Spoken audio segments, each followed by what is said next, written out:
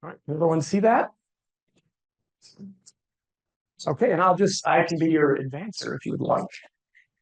All right, so good morning, everybody. My name is Mike Blank, and I'm the unit chief of the Amarillo Nevada unit for CALFIRE. And Ryan Wagner, I'm the assistant chief for the El Dorado National Forest, our fire management planning specialist. So, Ryan and I are going to talk a little bit about, what happened this last winter and what we're kind of expecting for the upcoming fire season. So we're going to talk about the fuels and the weather, and we're going to focus primarily on the weather. We understand that California has a real issue with the fuels out there. The abundance of fuel on the ground right now is higher than it's been in a long time. Do people remember the 2020 fire season? I do for sure. Yeah, did it really even happen then? So we're up in the woods because that was the only thing that's still open. Exactly. So in 2020, the state burned about 4.5 million acres. Probably one of the biggest fire seasons I think we've ever experienced. What the scientists are saying right now, and I agree, I think they're right on. What we're seeing anecdotally tracks with what they're saying right now. And the winters that we've had in the last 4 or 5 years, followed by the growing seasons, the spring, the summer conditions we've had, and quite frankly, we've had some huge fire seasons the last 4 or 5 years. They've still been way busier than they've been, like going back to 2010 and that kind of thing, but they haven't been what we had in like 2015 through 2020 kind of era. So right now out there is more tons of fuel on the ground in California than there was before the 4.5 million acres burned in 2020. So, we've had a bunch of large fires in the last 5 or 6 years, and I keep getting questions about, at what point is the fuel going to be burned off the landscape? And the answer is it's not going to be.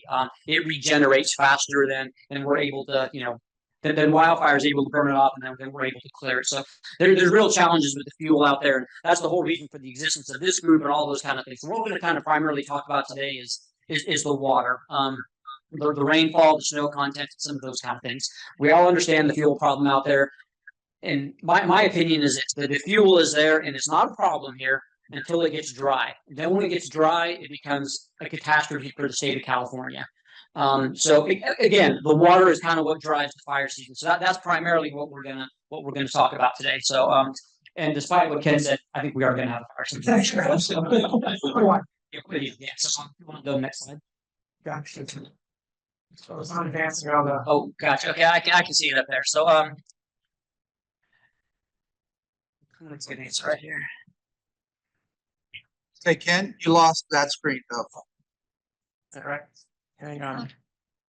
Just hold on. I'm going to stop sharing and reshare because it's not advancing for the folks online.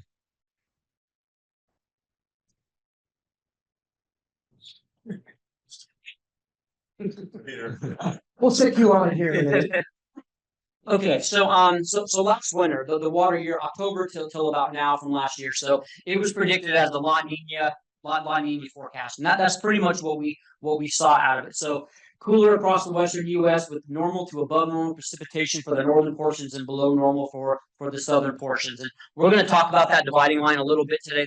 One of the unique features of what we saw this last winter was a very unique line, right about where we're sitting right now, where everything north of it was normal precipitation, above normal precipitation, had a very good, wet, productive winter.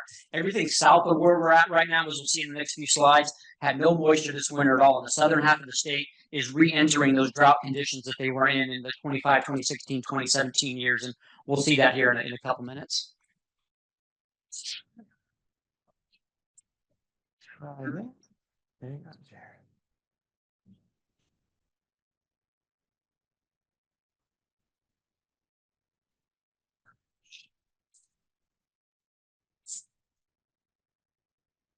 Apologies, it's very specific as to which one you pick. All good.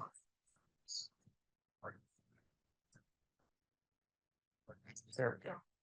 All right, walk me through which one. Okay, good. Thank you. Okay, so so this year, this is a graph of the storm systems we had this last winter. We have a new term right now. We're calling it 56 atmospheric rivers that made landfall. I think 4 or 5 years ago, we did just call these like the winter storms that hit the coast. There was actually one that may have been what we consider an atmospheric river, and I don't remember what date that was. But the idea behind this slide here, plenty of storms hit the west coast here. They were not as productive as they were last year as far as volume of rain and some of those kind of things go. So And this doesn't actually it does. You can kind of see there a dividing line there where the Lake Tahoe Basin on the right hand side there, the San Francisco Bay on the other side there. You can see north of that the volume of storms that hit the West Coast. Most of those storms were hitting above that line there. We did get some south of that line, but you can see the predominant activity this last winter as far as delivering moisture came here and came north of here as well. So yeah, mainly as you guys looking, it was mainly November, December for a lot of those. So how long is that water going to really stick around? And then Southern California didn't really even see any activity until March.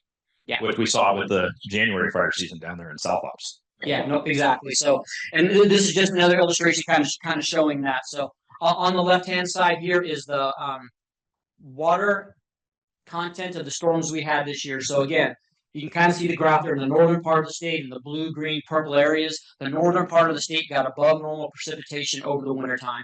And again, that line kind of going right through the middle part of the state there, right where we're standing right now, south of here. Got very little to almost no precipitation. You can kind of see that on the graph there. The chart on the right there is temperature over the wintertime. The same kind of thing. It was a warm winter, and we're going to get into the snowpack here a little bit. We'll talk about what that did to the snowpack. Next slide, please. Oh, it's up there. Okay, unit rainfall. So now we're going to kind of get a little bit more local here right now. So the picture on the left there is the rainfall totals and what we had for the Elmwood or El Dorado unit. For here, we're going to kind of talk about El Dorado County specifically. So you can see the colors on the map there. I'm trying to pick it out of my thing here. So the darker the color, so the brown, the orange, and that kind of thing, those are lower volumes of rainfall. So you see Amador County in the southern parts of the unit, and then the very eastern parts of the unit were 60 or 70% of the average rainfall. Alpine County in the eastern part of the unit right now being probably the driest that we've had, and they're almost back in drought-like conditions. El Dorado County, like I said, kind of was that line for the storm systems that came through. And the western part of the county did a little bit better with normal rainfall. And again, as we kind of go east up the hill there, it gets a little bit drier. And as you can see, as we kind of go north into Placer County and that kind of thing, it gets better and better as far as fuel conditions go. On the right-hand side here, into snowpack, we'll talk about that on the next slide. Yep. Okay, snowpack as of April 1st. So every year they do the snowpack measurements on April 1st every year. So that's the way it's a consistent measurement across year to year to year to year. So we had a big storm on March 31st of this year that impacted a little bit the measurements on April 1st. Really made the snowpack measurements look like it was a very normal snow year for us because we got the snow right before they measured it. But I think that might be a little bit misleading as we're going to see in a minute here. So, and it definitely varies across the state. The graphic on the right there is a little bit hard to see because it's kind of small, but it's anyway, talk about that. So let's go to the next slide. Snow water equivalent. So even though the snowpack that we had on April 1st, like the inches of snow were there. So it read like a very average year for snowfall up there, but it was also a very dry snow. So the water in the snow itself wasn't what it was the last couple of years. So there wasn't a ton of volume of snow. It stayed high and melted fast, and there wasn't a ton of water in it to begin with. So the snow looked good, but as far as it being able to mute the fuel conditions for the coming fire season, it did not do that. Anything you want to? Yeah, that's all I was going to say too. Just to echo that, is it was the freeze thaw essentially. Yeah. We had all of those warming trends in between those storms, so we ended up losing a lot of that water content in the form of runoff. So there's still a lot of snow on the hill. It just doesn't have the water content it normally has. Okay. Yes, this is kind of saying the same thing. The warm temps in April have also caused the snow to melt. Heavier fuels will be drying quickly and some of that kind of thing. So if people remember a year ago, we had the snow on the Sierras that came all the way down, and it stayed white on the ground for probably 5,000 feet or something like that. So into the springtime, we just absolutely aren't seeing that this year, and we haven't seen that. I went to Tahoe on Monday, so just a couple of days ago. There's no snow on the ground anywhere.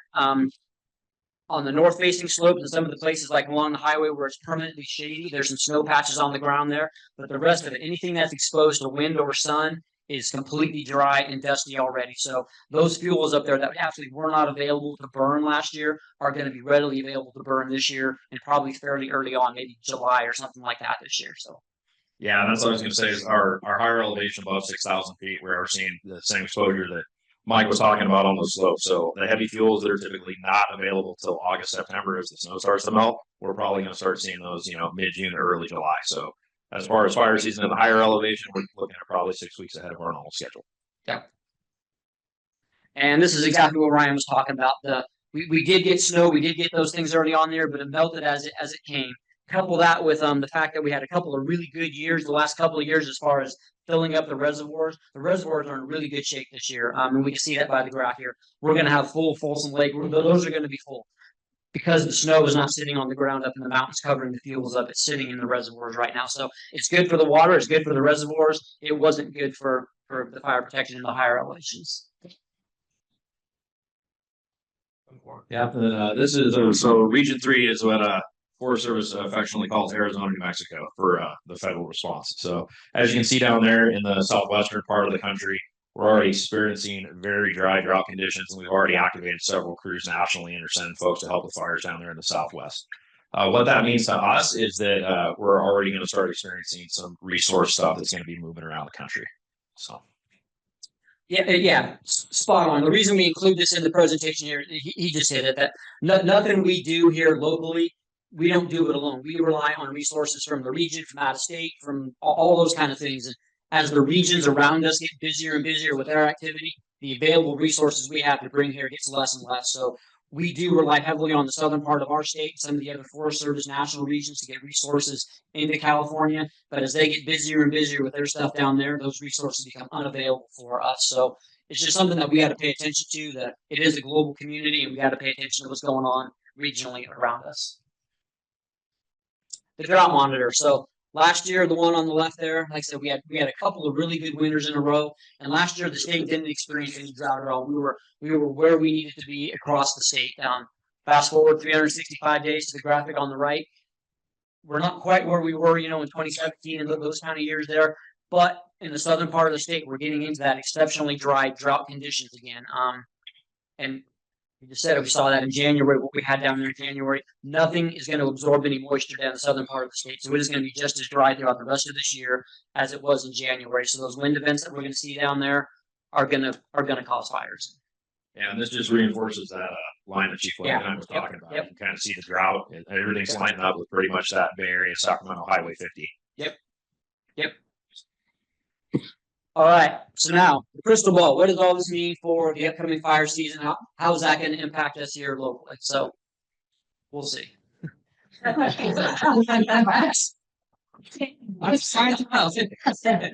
what we call the crystal ball, because there is some guesswork in some of these things here. So Ryan was just talking about, not if you want to speak to this or not, but you were just kind of talking about this, and I was talking about this with Ken a little bit here. So one of these slides here is going to say, it might be this one here that says, the spring growth and curing of the fuels is about 6 or 8 days earlier this year than it is on a normal year, meaning that, if June 1st is normally the day where the grass is available, burns, it finally cures out, it would be, right now this year. A couple of days ago, I thought that was accurate. And anecdotally, just seeing how fast things are drying around us and watching the grass turn, the fuels cure, and that kind of thing, I don't think it's 6 or 8 days ahead of schedule. I think we're probably 2 or 3 weeks ahead of schedule right now. So I think you're probably seeing the same thing, especially maybe in the higher. Yeah, and the fact that we had a higher, warmer storms, we're seeing a grass crop at a higher elevation than we usually get up on the forest. Yeah. Peak flow for the rivers and that kind of thing. So normally the peak flow, the snow melt and all those kind of things. I'm sorry, let me back up. So what the peak flow of the rivers is when the snow melt has occurred and the rivers are going to be at their peak capacity, meaning the majority of the snow is already melted and that water is in the river systems and in the reservoirs. That has already occurred. The rivers have hit their peak flow, and the flow is starting to come down. So that's just another way of saying that, yeah, we know snow melted already and we're going to be drier sooner this year. Yeah, ahead of schedule. Yeah, Since most of these peak flows are happening in May instead of like the beginning of June. Yeah, exactly. Yep. Soil moisture. How much moisture stays in the soil, and this is really important for the finer fuels that actually carry the fire, the grass top, the brush, and those kind of things. The wetter the soil is, the deeper that moisture goes down into the soil, the longer those annual grasses are going to grow and stay green and be unavailable to burn. As you can see in here, we're kind of right on the line of a normal soil moisture year. But as we can see what's going on around us here right now, it is drying fast. There are places where the shale bed is maybe a little deeper, so the soil is deeper, that the grass will stay a little bit greener. Some of the low-lying areas where there's moisture, they'll stay green there. But anything, just like the snow up country, anything that's exposed to the sun or the wind is pretty much ready to burn today. So we're there. Yeah, I was gonna say anybody that's driven up the highway in the last week or two is you've probably just watched the change as you've been driving back and forth on your daily commute. Yep.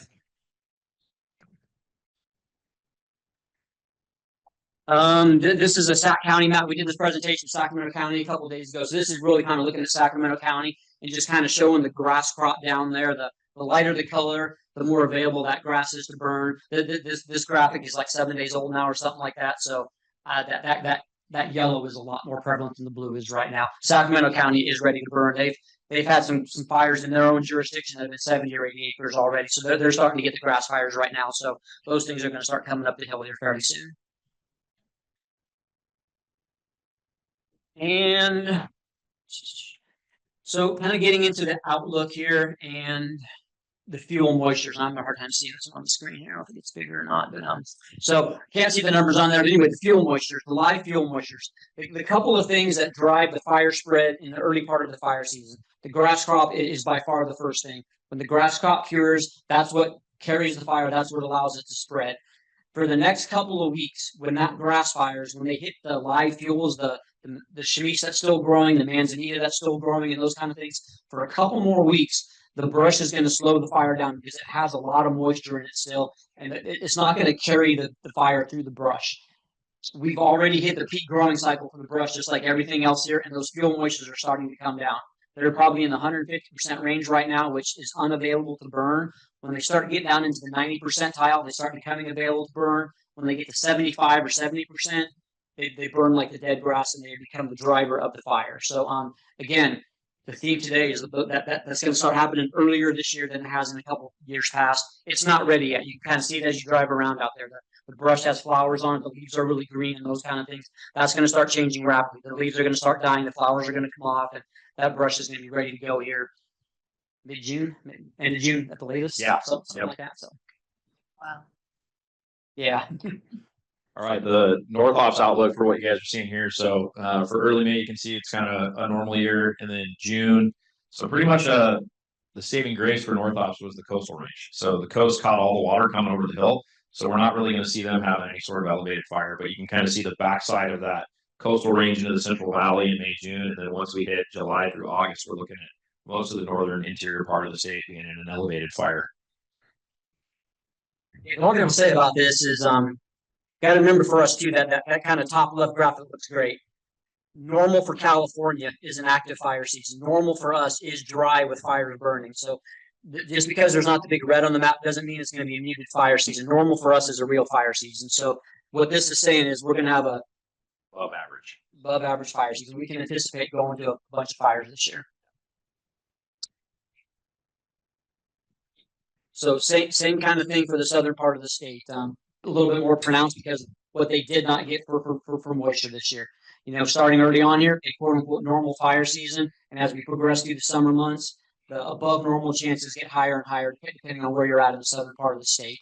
But again, I want to stress this too, that normal fire season in the southern part of the state is busy fire season. So normal on the left there is just busy, and as we kind of go through to the right there, we start getting into the fire seasons that we may have had in the last few years. Seasonal temperature outlook, same kind of thing, above normal, and then the same thing on the precipitation, normal to below normal. But again, this is a Mediterranean West Coast climate. Normal for us is hot and dry. Normal for us is no precipitation in the summertime. So for this to say, it's a normal summer for us, that's good, but that also means it's going to be hot and dry. So we know that. Maybe slightly hotter than normal, maybe drier than normal, although drier than zero rain is probably hard to do, but yeah. And as far as the rain. And as far as the Southwest is concerned, you can kind of see down there for their moisture. So they are anticipating their normal monsoons, which they get their summer rain and thunderstorms that show up about the first week of July every year. So once they get that down there, that's going to kind of tamper down all the fire activity that's going on in Arizona and New Mexico. But with that, if we get those tropical intrusions, if any of them appear this way, that could lead to more lightning hitting the state. So Yeah, no, and we'll get. Yeah, I think that's on the slide here in a second or two. So, yeah.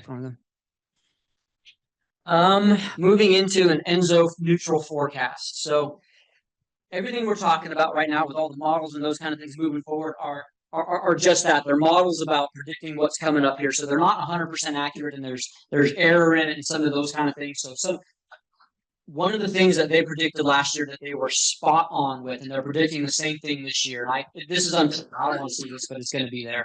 They talked about an abnormally hot spell from like end of June kind of thing through like the middle to the end of August. Where I don't know how many days we had last year that we had 109, 110 degrees and that kind of thing.